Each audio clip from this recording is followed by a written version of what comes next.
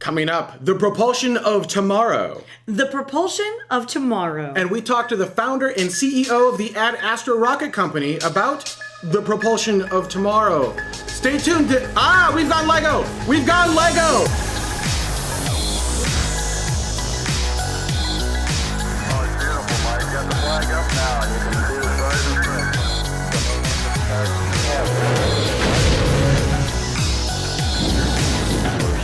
Private space station.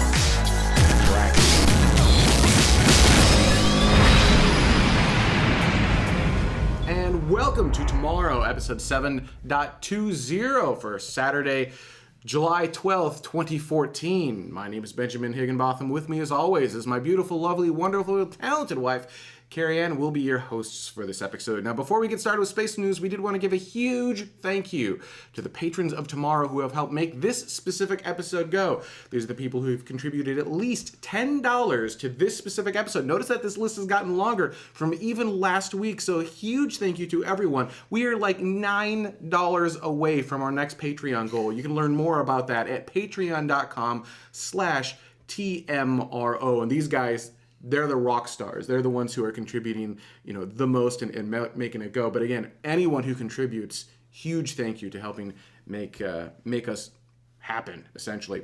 All right, let's go ahead and get started with some space news. First up, launching Tuesday, July 8th at 15:58 Universal Time, this Soyuz. Пуск. Команда на пуск пошла. Oh, I must have forgotten to edit out the beginning here, didn't I?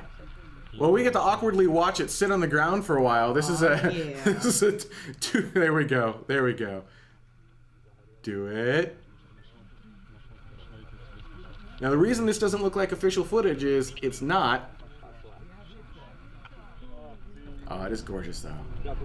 It's very Tron-like right there. A little bit.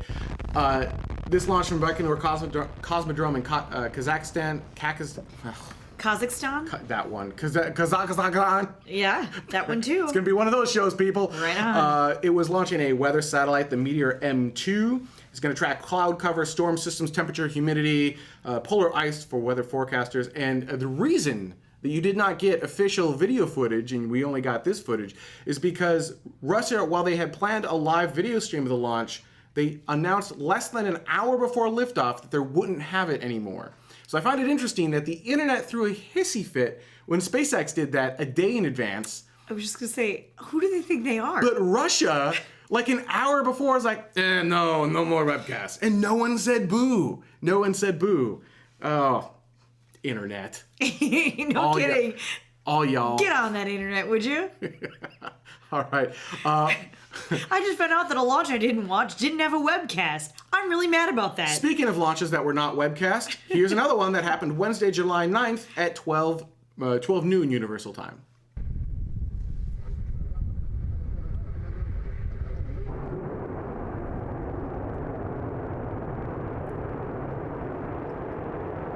Wow. Beautiful, isn't it? Yeah. That is the maiden launch of the new Angara rocket. This is going to be the new workhorse for Russia, essentially. It's the first launch attempt, the first launch attempt in late June. It was delayed due to a technical bug. They held the countdown, they rolled it back, they didn't really tell us what was going on. But this is the first new orbit-capable rocket to be developed by Russia since the fall of the Soviet Union. Dang. Boom! It's actually kind of you know how the Atlas V and the Delta IV have those kind of universal cores that you put together and you kind of stack? Same kind of concept. They call it the, I have it in my notes somewhere, it's like a URM, the Universal Rocket Module. Nice. So that core, the first stage core, if you want more power, you just stick 2 more on the side. Or you take, 5, you can, Angara 5 would be like 5 cores. It uses the RD-191, which is... much like the RD-180, except that it's a single nozzle, single chamber design, as opposed to the dual nozzle single chamber design that they normally have. Nice. And this launched, like I said, July 9th, and it was a suborbital test flight of the vehicle to kind of prove out the technology before they put the scary, big, expensive satellite payloads on top of it. Yeah. And it seemed to be a very good success. It's going to be awesome once they get that fully functioning. And that tested really not just the rocket, but the ground systems as well. You saw the whole new launching system and ground systems beautiful. And all that other fun jazz. Another launch. This is yet another Soyuz. Check it out. There you go. 3, 2, unité, padium. Décollage, lift-off, c'est parti.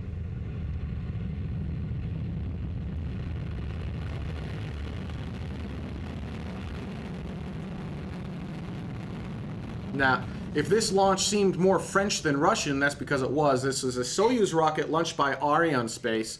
I just said launched by Arianespace. Launched. The French is eating the Russian. The launch by Arianespace. This happened July 10th at 1855 Universal Time. It had 4 broadband communication satellites, O3B, and that stands for Other 3 Billion. And the reason it's named that, right? Clever name, right? Yes, yeah, it's I named like that it. because it's giving internet access to the other 3 billion people on the planet who have horrible internet access now.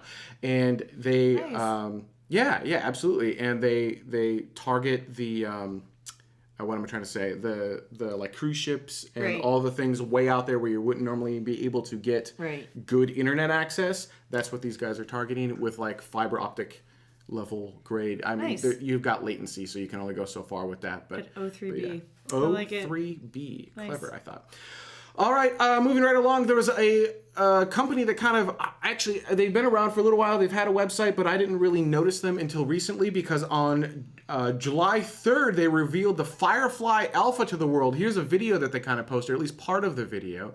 And this is basically a new rocket kind of competing with the Falcon 1 a little bit back in the day. It can loft 400 kilograms to low Earth orbit. It's a carbon composite rocket.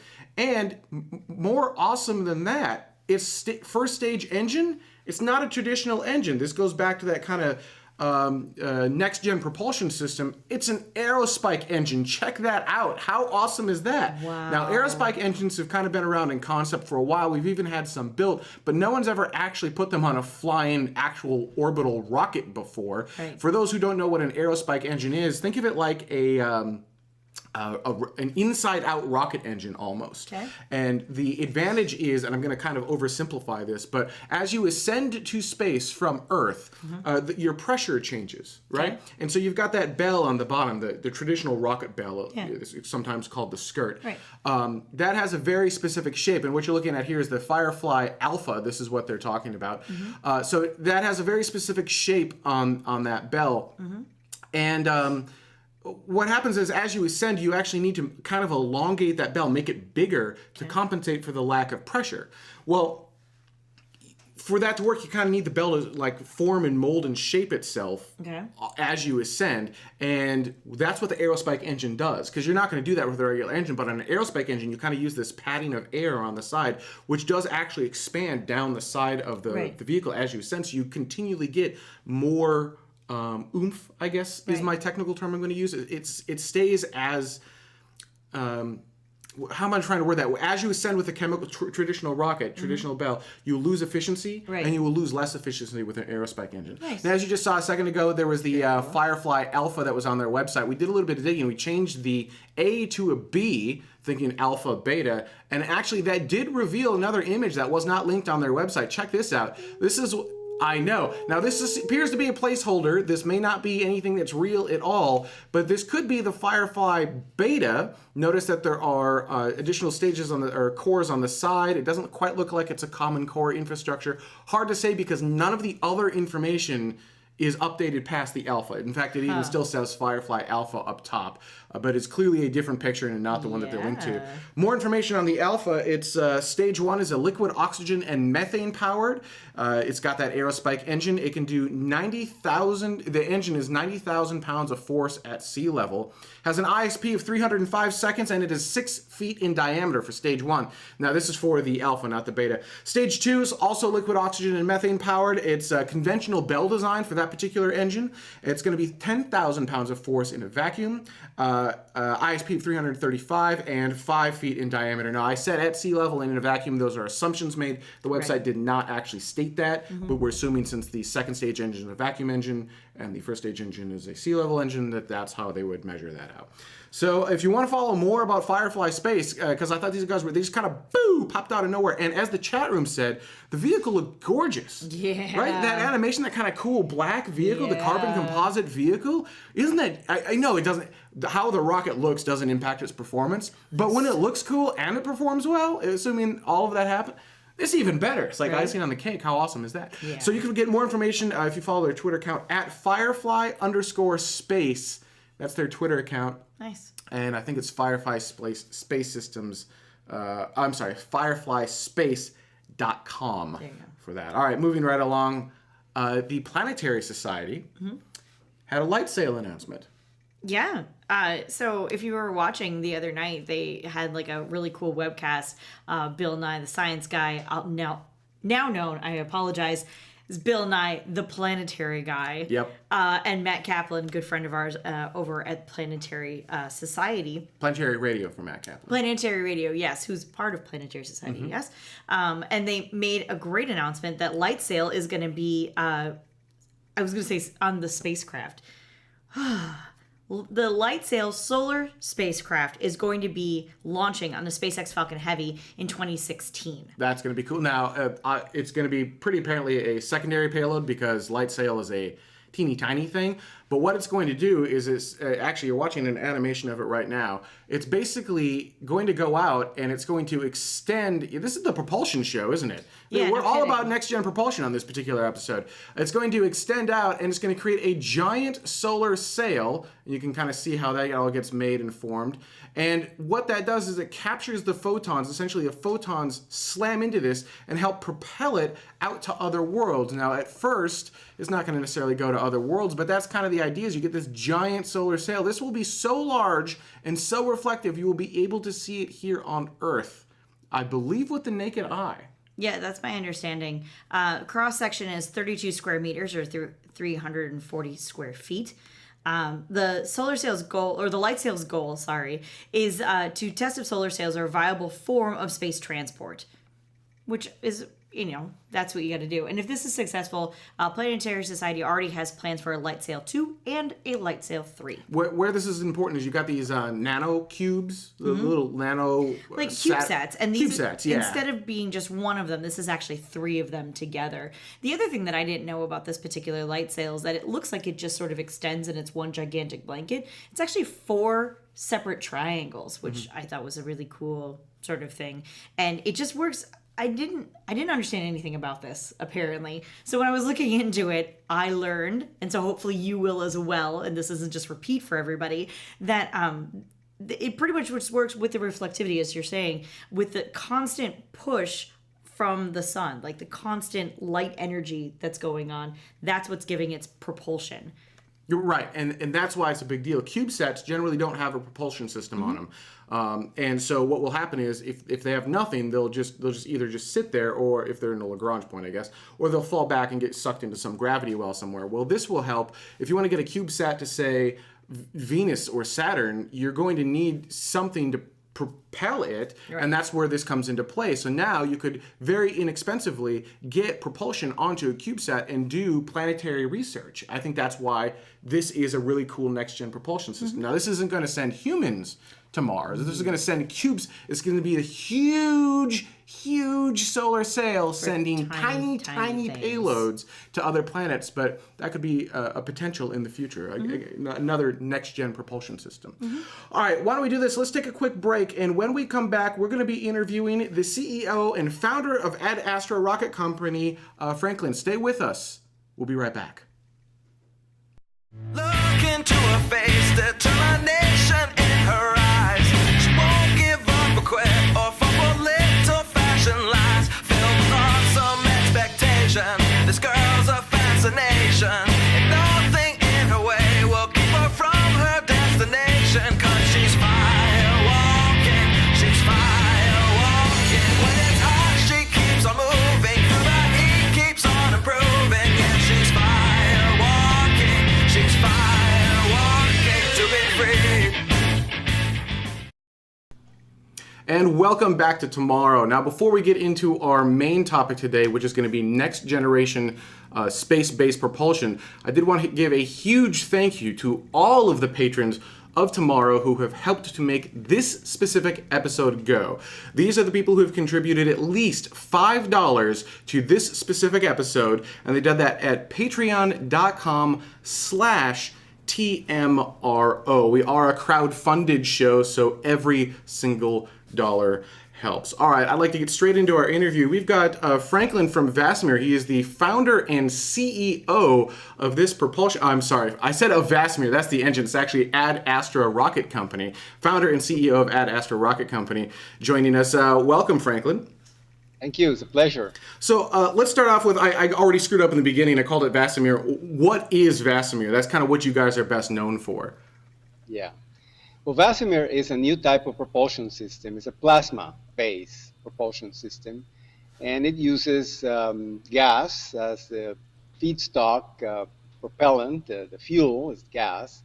In the case of our rocket, is argon. We use argon gas to heat this gas to extremely high temperatures and exhaust it through a magnetic nozzle. And that exhaust that you see there is about 2 million degrees.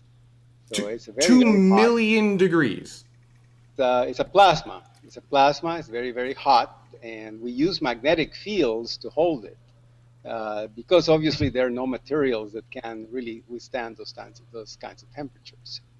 So, and that's the key difference between what you're doing and a typical chemical propulsion rocket. If you were to try to throw 2,000 degree fire, not that you'd be able to do that, but a 2,000 degree rocket engine off of a normal bell, it would just melt the bell. And so, as you mentioned, you kind of alluded to, you're using basically an EM field to kind of shoot the plasma out. Is that correct? Hold it together, yes. We call it a magnetic nozzle as opposed to a conventional rocket nozzle.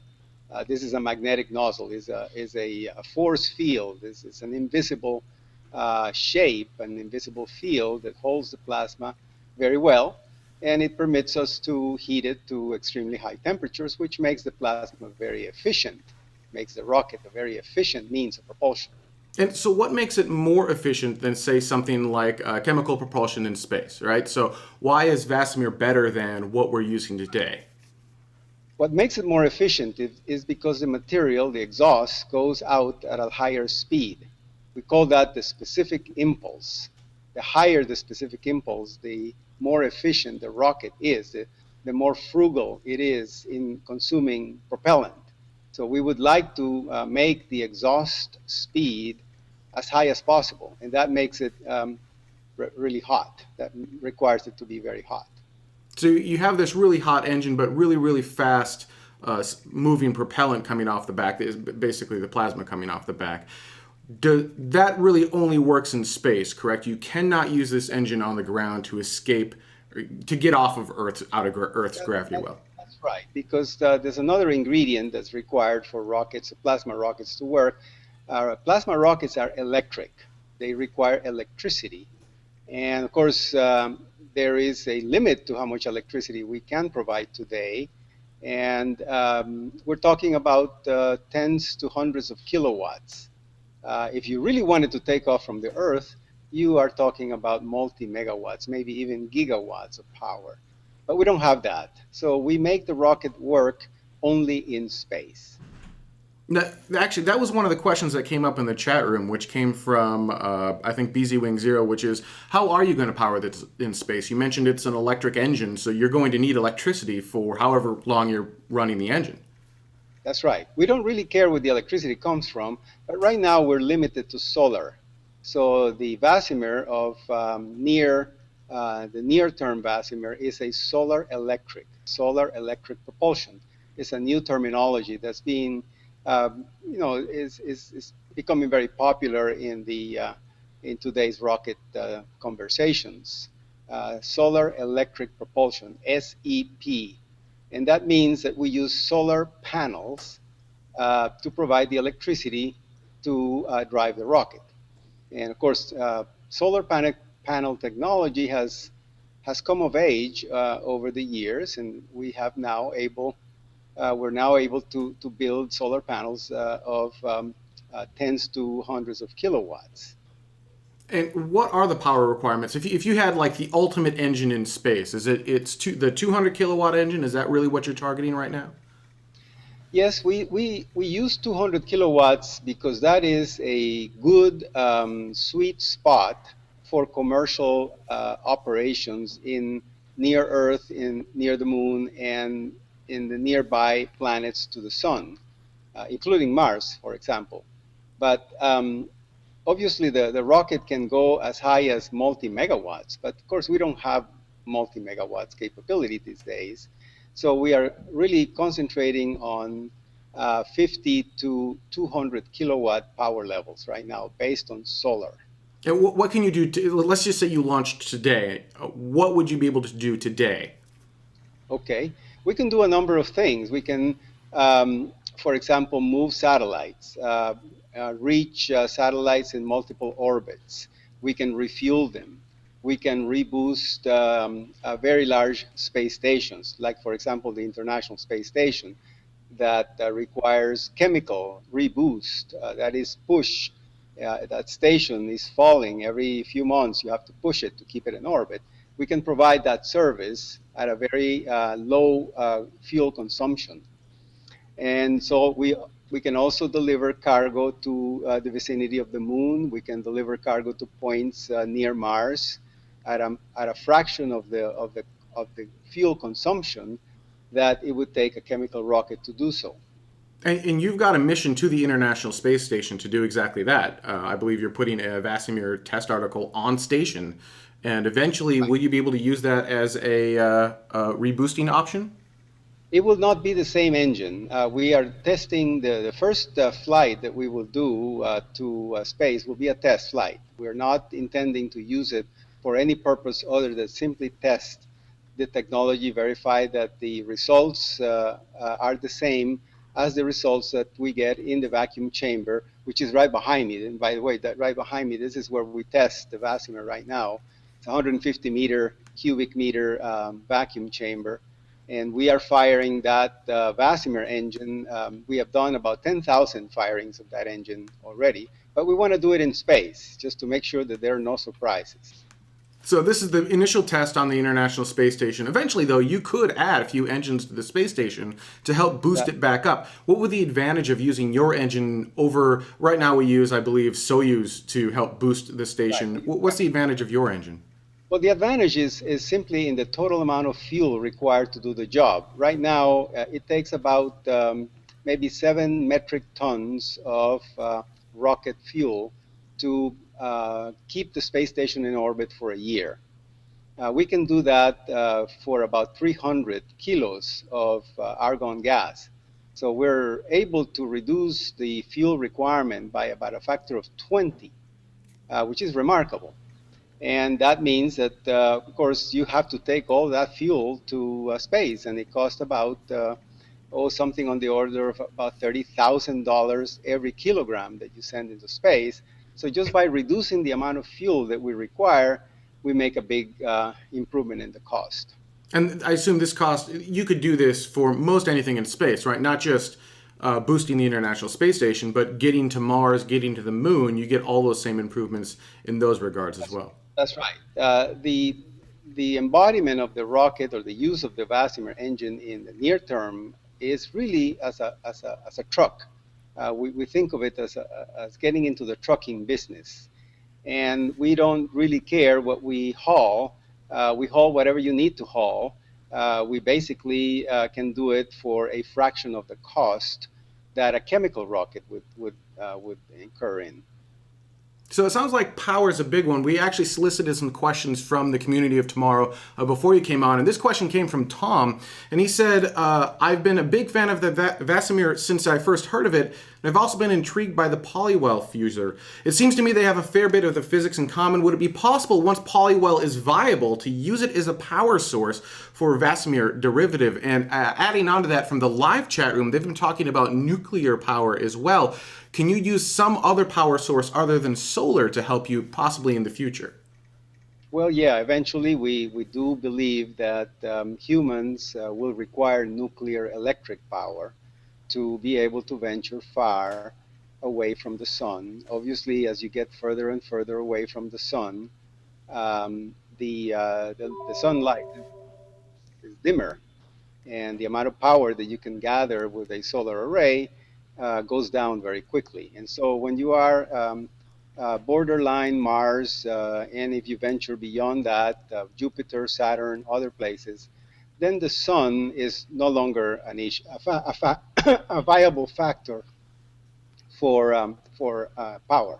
You will have to carry your nuclear reactor with you to be able to provide enough electricity to drive the rocket. Now that's going to require. I mean, that's not an easy. That's not easy. Just saying, throw a nuclear reactor up there. I mean, that's something that's controlled by governments. That's not something you just go down the street and buy. Is that something in kind of the long-term future you kind of work with different governments to help make this go? Yes, it is long-term, and as you know, nuclear power really transformed the way transportation was done by the navies of the world.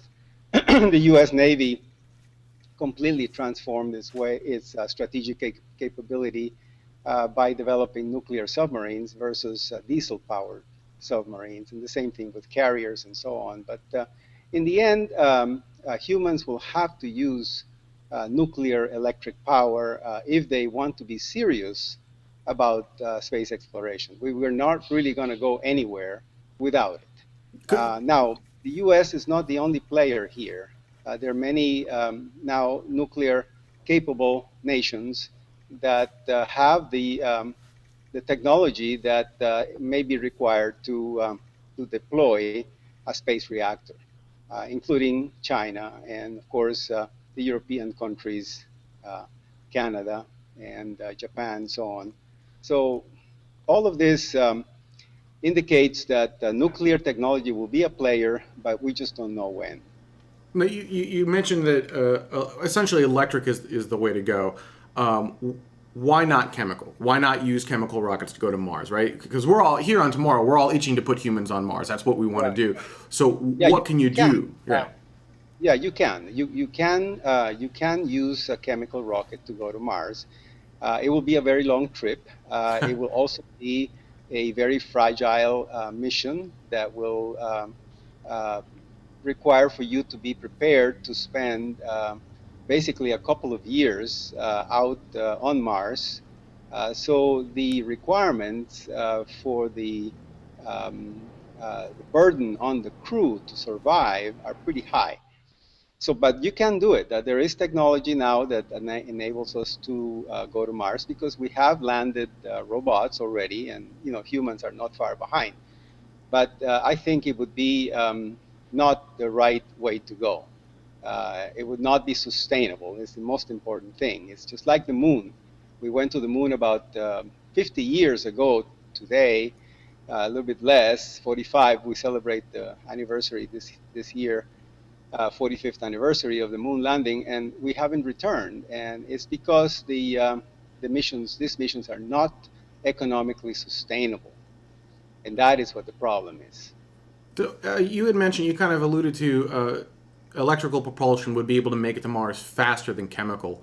I keep referring to Vasimir as electrical propulsion. What is the term you actually use?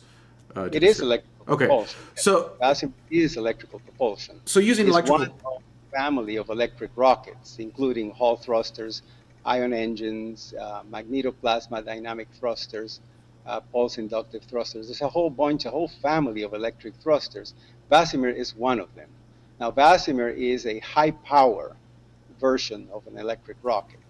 And yes, ultimately, if you have enough power, that is, if you have a nuclear reactor of suitable size and capability, you could, in the end, go to Mars faster, much faster, than what you would do in a chemical rocket. And how fast can you get to Mars using, say, your 200 kilowatt version?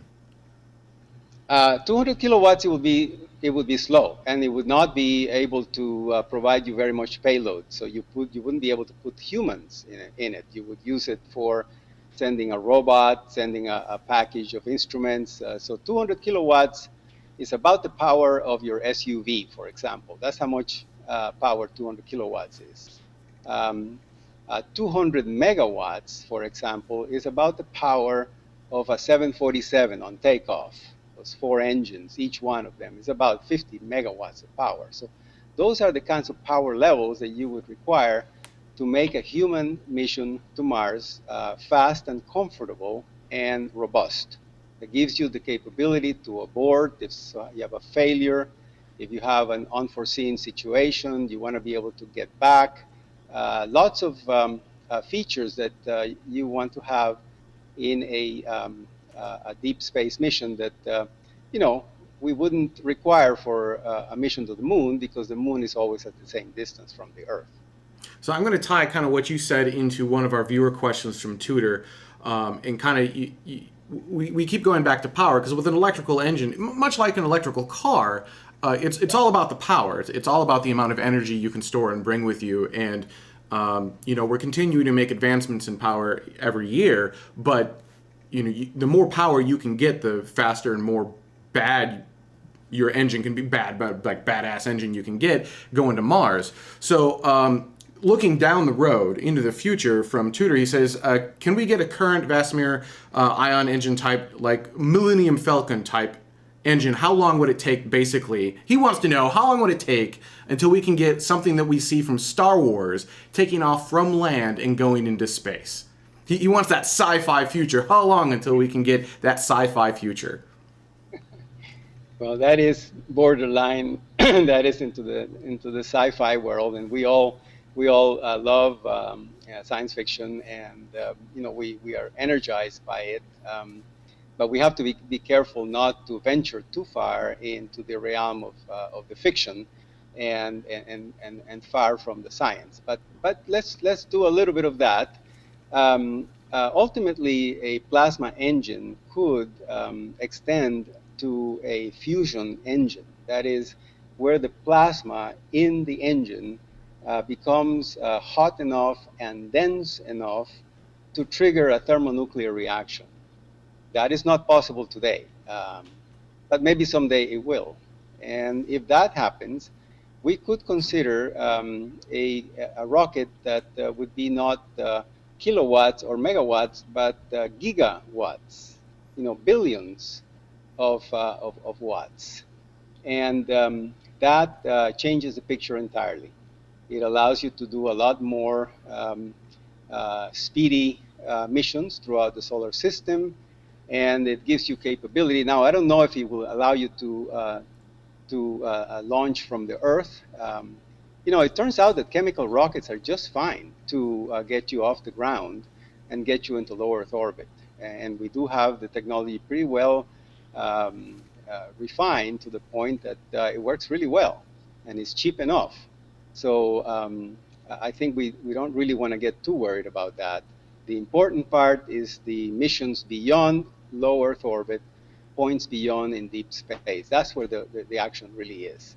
Well, I think any advancement in propulsion is a good one. I mean, essentially, chemical propulsion hasn't changed that much since the 50s and 60s when we first designed it.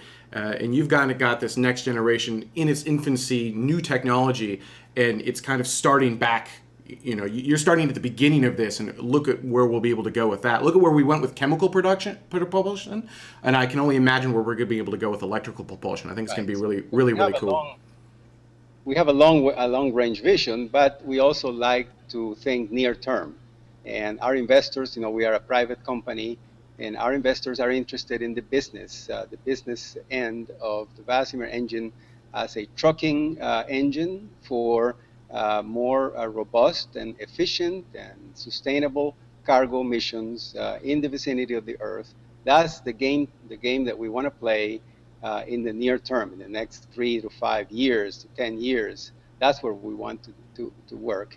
Later on, for missions, we're talking about megawatts. We would not be testing those rockets in our vacuum chamber right here behind me. We would be testing those rockets on the moon. And using solar power still, but quantities, very large quantities of it. But we would be testing them for months at a time in the vacuum of the moon. That is the right place. And so this is how we go in steps. We don't really want to get too far ahead of ourselves. Oh, absolutely. What's your next step, right? I know you're going to space station. Is that the next step, or what's next for you? Next step is even near to that. Right here in this laboratory, we're testing the VX200, That engine has been fired already 10,000 times. We've gotten very good results with it. So we're moving to the next embodiment of that engine. It's called the VX200SS. That means a steady state engine. That means an engine that you can turn on and leave on for hours and days and weeks and for a very long time. And that is the next test. We're embarking on that test right away. And there are some modifications that we have to do to the core of the rocket to be able to manage the thermal environment, and also to the chamber. This chamber here in the back gets very hot. You can imagine 200 kilowatts running for hours. It would get the chamber too hot to touch. So we have to do some modifications to the chamber to make it, to do some cooling, and those things cost money. So we go little by little. And when do you think so the first engine flying in space will be on for station? I know it's a test article. But... Yeah, that's the plan. We have an agreement with NASA to do a test on the International Space Station. We're not married to the space station. We can do this test really pretty much anywhere in space. So we're looking at other options as well. We don't want to just have one avenue. We want to have multi avenues. But that is the plan, is to do a test on the International Space Station to demonstrate the performance of the engine for a short amount of time. We don't need to fire it for hours. We just need firings of the order of a few minutes, and that would be enough for us to know that the engine performs the way it performs here on the ground. So we've gone way over our normal allotted time, but you're absolutely, this is really interesting and cool technology. So I'm going to let you go shortly, but I did want to ask one last question, which has kind of been in the chat room. They've been asking this, and it was actually one of the questions from some of our people earlier. And I know that you actually have, there's actually an entire video you have showing this off, which is what are some of the other applications for Vasimir, right? You can use it to boost station, you can get to Mars, but what else can you do with your engine? We have a very interesting application, which is it's called this Deep Space Catapult, which enables us to launch packages throughout the entire solar system by essentially a boost coming close to the sun as a way to gather speed, and then launching those objects to points anywhere in the solar system. For example, we can do a mission to Jupiter in about 3 years, which is about half the time that it takes today. We also have another idea and concept where we can actually capture asteroids. This is one thing that NASA wants to do, capture an asteroid for mining, or even deflect them for protecting the Earth against a potential collision. And then we also have a space sweeper, a kind of an orbital sweeper that is able to pick up large objects that could cause a collision and be a danger for orbiting objects and astronauts as well. So we have quite a few of those business lines in mind. It sounds awesome. And thank you so much for taking time out of your Saturday to come on the show live and interact with the community and myself and talk about this awesome next generation propulsion technology. This is going to be very cool, and I look forward to seeing what you guys do in the near-term future. Thank you very much. It's a pleasure. All right, we're going to take a quick break, and when we come back, comments from last week's show. Stay with us. We'll be right back. 1, 0. Liftoff. The fleet of space shuttles were doing amazing things in space. We've got all your space geekery right here. Welcome back to Tomorrow. Before we get started with our comments from last week's show, I did want to have a huge thank you to all the patrons of Tomorrow who helped make this segment of this episode go. There are so many of you at the $1 and above level. We've had to split this into 2 screens. Thank you, all of you, every last one of you, for helping contribute to this show. The patrons are what help make us continue to do this. Like I said, we are only like $9 away from our next goal, which will allow us to do real-time social stuff on the bottom of the screen. So as you guys tweet hashtag TMRO, the really cool ones that are part of the show will actually be able to burn on the bottom of the screen, Nice. Put it in the screen, and then we'll be able to talk about those live on the show. And hopefully we'll be able to extend that to the chat room, the live chat room as well. I have some pretty cool ideas as to what I want to do with social media and making it not just talking right now we talk about the live chat room Yeah. and do stuff, but also extending it into the show so you become part of the show. When you tweet to us, you're forever etched into that show itself, because this is just as much your show as it is our show. All right, let's go ahead and get started with some comments from our last show. This comes off of the TMRO.tv website. It's Yannick who says... Yannick says, hello from France. Hello, friends. Thanks for the shows. I'm finally a new patron. Tomorrow has crossed the ocean. About this Mars City concept. Okay, what if a meteor falls onto the arch-like streets? Specifically if there are windows on top of it, and knowing that Mars' atmosphere is very thin. Should there be airlocks at a regular distance step in the streets in provision of a meteorite-caused breach on the roof? I mean, do we actually have an idea of the meteorite falling rate on Mars? Yeah, so the concept being, of course, that we get micrometeorite and meteorite impacts on Mars quite often. There's less atmosphere there, and they strike all the time. They strike Earth, they strike all our celestial bodies. And if it hit one of our structures where humans were on, and it breached the structure, and this is a pressurized structure with oxygen to support life, that the pressurized structure, the pressure, all the air is going to be flung into Mars, and you'll die. So I'm sure that we'll have systems in place. You can actually do layered systems, maybe no windows, but layered systems where you can prevent meteors from striking through. The airlocks, certainly. Different ways to protect from that and ensure that, nothing like that happens. And I think there's going to be a learning process once we get to Mars as to what we need to do to help prevent that. Right. Yeah. Throw them out the airlock. Did it really? It said... What? Oh, apparently I screwed up the comment. It said TRMO, tomorrow, instead of TMRO. Oops. Oops. Did I really? Oh, it does. Look at that. It totally does. It totally does. Ouch. Whatever. It's like... Hey, internet show, what do you want? All right, next question from Chris. Comes from Chris. I foresee something similar to what Chris predicted. The first segment will start off basically like the Mars One concept pictures. This style of building will last 20 years. Once the settlement becomes self-sustainable, terraforming will begin, if the technology exists. And then once terraforming finishes, we will see construction on Mars very similar to here on Earth. Yeah, I think the overall concept there is correct, right? Yeah. So we're going to see it done in phases. And, and the first stage is going to be very rudimentary, just kind of what you bare stuff to survive only. Really few creature comforts at all. And over time, we'll be adding those creature comforts in kind of stage by stage and bit by bit. There won't be like milestones per se, but every time we send more people there, we get a few more creature comforts, and then hopefully eventually we'll be able to get Mars to the point where it's a second home for humanity, and it's extremely comfortable. Terraforming Mars might be the entire planet might be possible as well, where we can essentially my plan to terraform Mars. First, we need to drill to the center of Mars to restart the core. Yep. That's a thing that we need to do. Yes, as soon as we can have enough unobtainium. We need some unobtainium. From Pandora. From Pandora, yes, exactly. We're mixing sci-fi now. You're not allowed to mix sci-fi. Yes, I am. Yes, I am. Goodness. Lady Gamers from YouTube says. Lady Gamers? That's what it says. Lazy. Oh, I'm sorry. Lazy Gamers.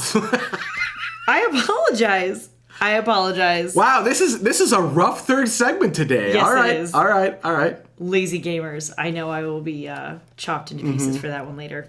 All right. There will be several types of habitats. The corporation cost-effective ones, the personal cost-effective but not Spartan-looking personal homes and complexes, and then there will be the super luxurious ones with huge windows and above-surface areas. Yeah, possibly.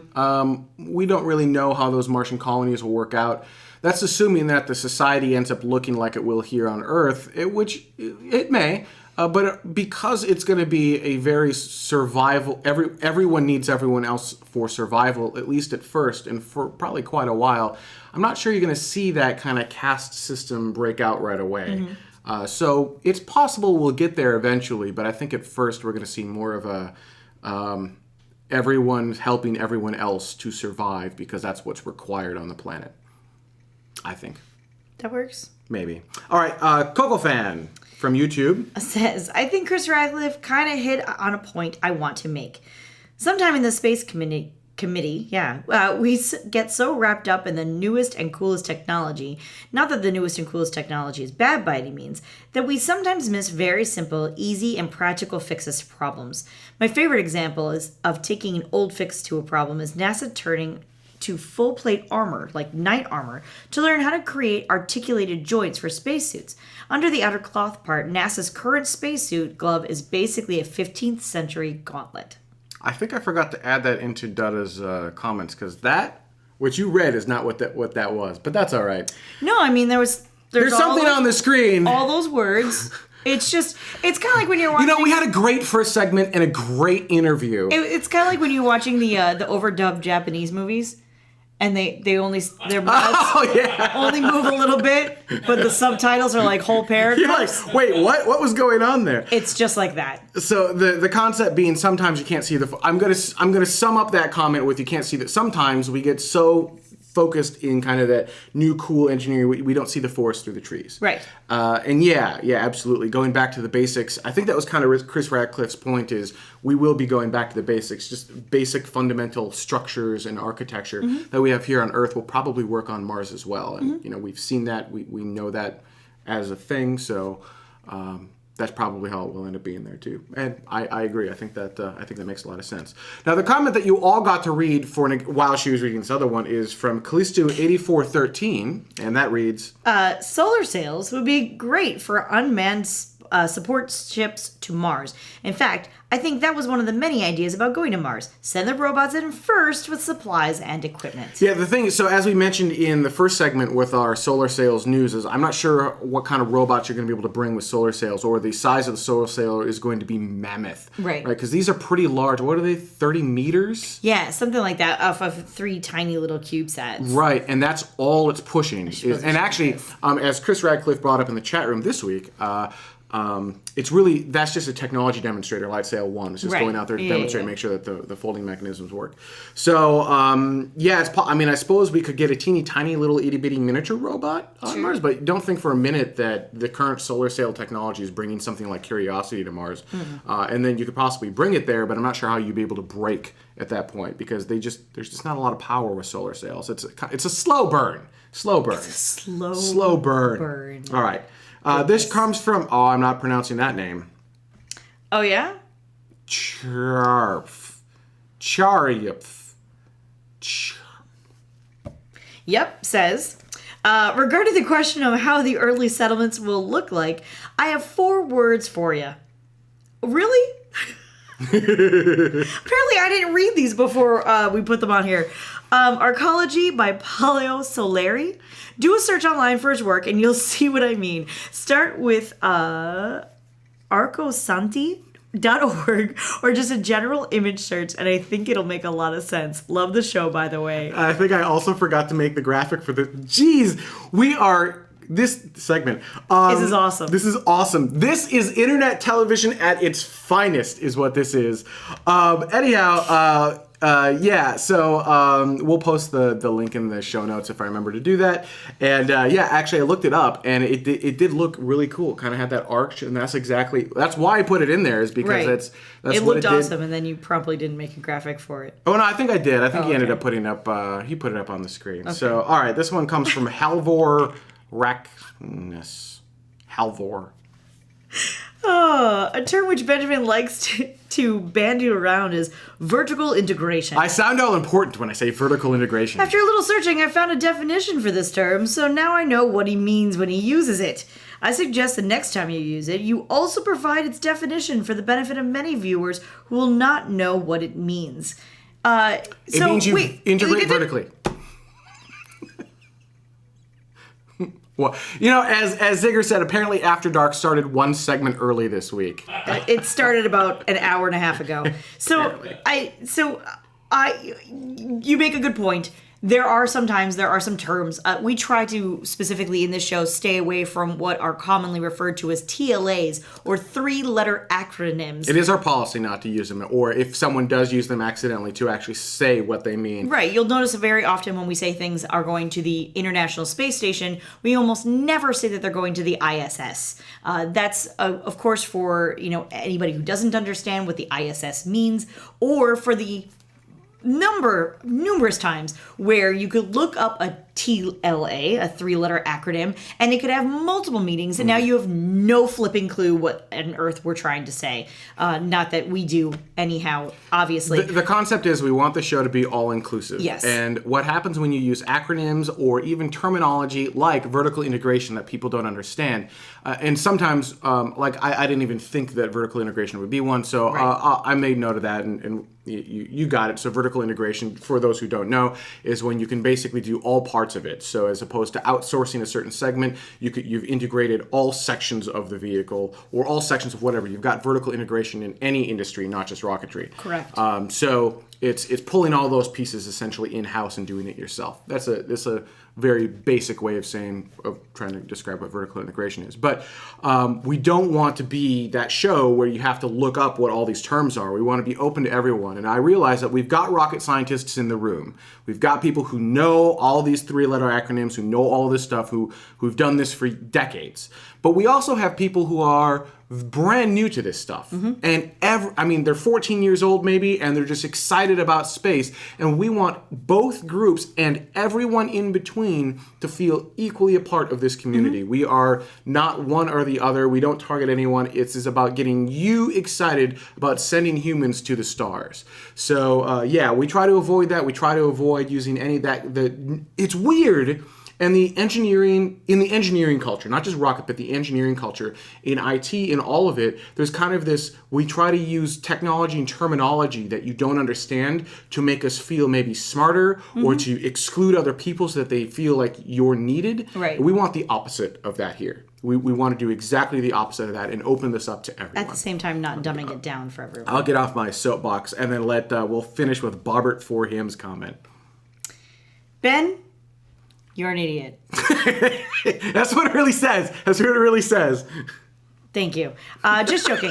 But you're assuming... I like how you gloss over the just joking part. Hey, what's going on? But you're assuming that an approach to Mars would be straight up from the sun. In reality, most approach vectors to any planet will be at an angle to the sun that allows the solar sail to be tilted against the solar wind for tacking, reducing the relative speed toward the planet. I agree, however, that it seems highly impractical. So, I understand. Maybe I just need to see it. But it is still one planet away from Mars, away from the sun. So, and you're going to launch at such a time where you're at a kind of an optimal point for launch. It's a little bit, so you're going to be going exactly away from the sun in most launch scenarios that I can think of, unless you're doing like a 5-year journey or something weird.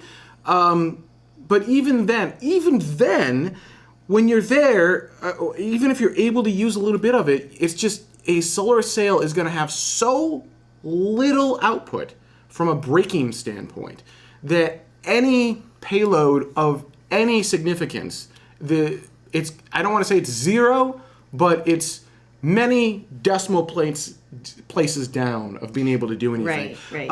I could be mistaken, right? I could be visualizing this wrong. Maybe someone just needs to write it out and be like, Ben, this is why you're being an idiot, and just show me how the sun would be able to hit the solar sail as it's traveling away from Earth to Mars, how it hit the solar sail in such a way that it could act as a brake while still having the payload go towards Mars. Right. Right? Because you could act as a brake and push it away from Mars. Right. But I don't know how to make it act as a brake and go towards Mars unless you launch at a really inopportune time. I guess is what it really comes down to. When it comes to, I don't see how those mechanics work. Right. And maybe I'm just not seeing it. It could totally be me. I could totally be being an idiot here. I openly admit that. But I encourage the rocket scientists in the room to school me as to why I'm wrong here. All right, that's our show for this week. A huge thank you to Ad Astra Rocket Company for the B-roll that they gave us. That was actual, when you're watching the second segment, that was actual B-roll from their test articles in that. That was such a cool segment. Yeah. I'm really excited for what they're going to be able to do. So a huge thank you to them for coming on the show and taking time out of their Saturday and away from the World Cup to talk about the future of human spaceflight.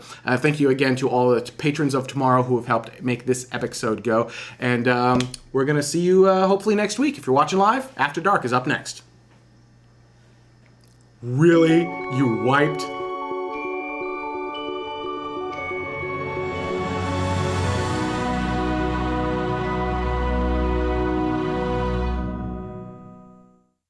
for a little while. They've had a website, but I didn't really notice them until recently because on July 3rd, they revealed the Firefly Alpha to the world. Here's a video that they kind of posted, or at least part of the video. And this is basically a new rocket kind of competing with the Falcon 1 a little bit back in the day. It can loft 400 kilograms to low Earth orbit. It's a carbon composite rocket, and more awesome than that, its first stage engine, it's not a traditional engine. This goes back to that kind of next-gen propulsion system. It's an aerospike engine. Check that out. How awesome is that? Wow. Now, aerospike engines have kind of been around in concept for a while. We've even had some built, but no one's ever actually put them on a flying actual orbital rocket before. Right. For those who don't know what an aerospike engine is, think of it like an inside-out rocket engine almost. Okay. And the advantage is, and I'm going to kind of oversimplify this, but as you ascend to space from Earth, your pressure changes, right? Okay. And so you've got that bell on the bottom, the traditional rocket bell, Yeah. it's sometimes called the skirt. Right. That has a very specific shape, and what you're looking at here is the Firefly Alpha. This is what they're talking about. So that has a very specific shape on that bell. And what happens is as you ascend, you actually need to kind of elongate that bell, make it bigger to compensate for the lack of pressure. Well, for that to work, you kind of need the bell to like form and mold and shape itself as you ascend. And that's what the aerospike engine does, because you're not going to do that with a regular engine. It seemed to be a very good success. It's going to be awesome once they get that fully functioning. And that tested really not just the cool. rocket, but the ground systems as well. You saw the whole new launching system and ground systems beautiful. and all that other fun jazz. Another launch. This is yet another Soyuz. Check it out. There you go. 3, 2, unité, padium. Décollage, lift-off, c'est parti.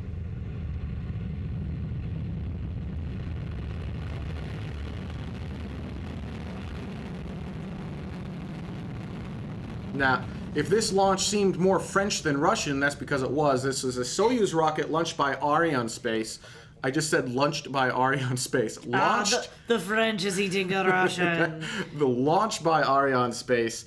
This happened July 10th at 1855 Universal Time. It had 4 broadband communication satellites, O3B, and that stands for Other 3 Billion. And the reason it's named that, right? Clever name, right? It's It's named that because it's giving internet access to the other 3 billion people on the planet who have horrible internet access now. And they, Nice. absolutely. And they target the, what am I trying to say? The like cruise ships and Right. all the things way out there where you wouldn't normally be able to get good internet access. That's what these guys are targeting with like fiber optic level grade. I mean, Nice. You've got latency, so you can only go so far with that. But O3B. yeah. I like it. O3B. Nice. Clever, I thought. All right, moving right along, there was a company that kind of, actually, they've been around.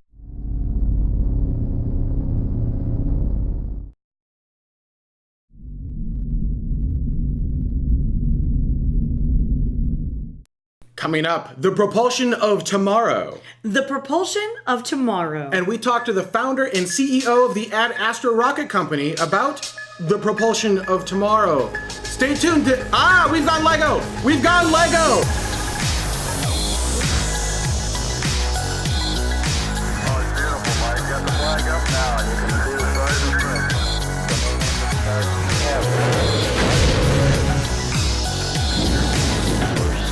Private space station. Track.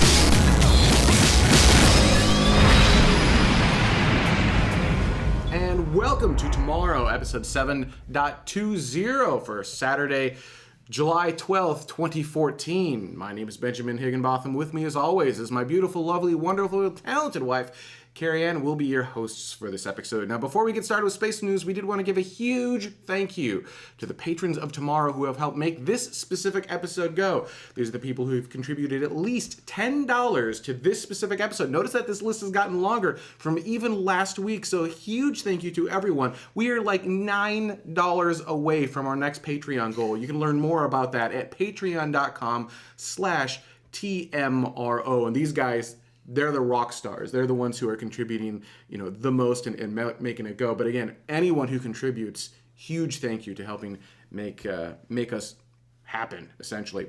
All right, let's go ahead and get started with some space news. First up, launching Tuesday. Yeah. Launching Tuesday, July 8th at 15:58 Universal Time, this Soyuz.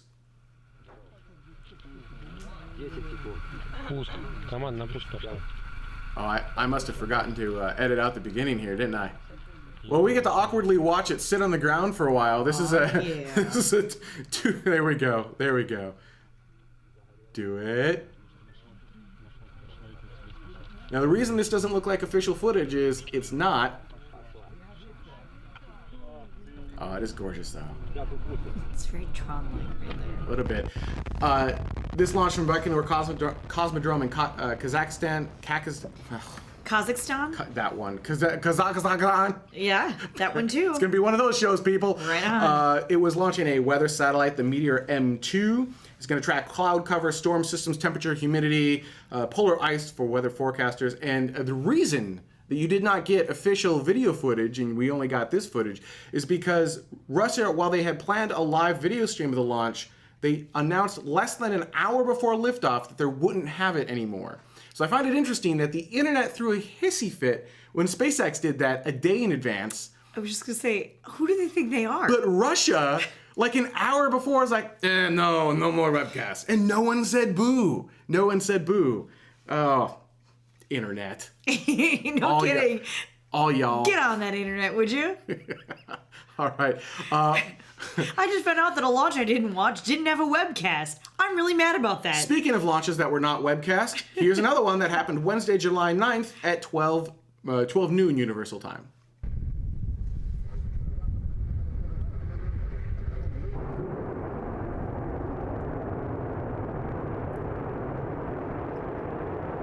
Wow. Beautiful, isn't it? Yeah. That is the maiden launch of the new Angara rocket. This is going to be the new workhorse for Russia, essentially. It's the first launch attempt, the first launch attempt in late June. It was delayed due to a technical bug. They held the countdown, they rolled it back, they didn't really tell us what was going on. But this is the first new orbit-capable rocket to be developed by Russia since the fall of the Soviet Union. Dang. Boom! It's actually kind of you know how the Atlas V and the Delta IV have those kind of universal cores that you put together and you kind of stack? Same kind of concept. They call it the, I have it in my notes somewhere, it's like a URM, the Universal Rocket Module.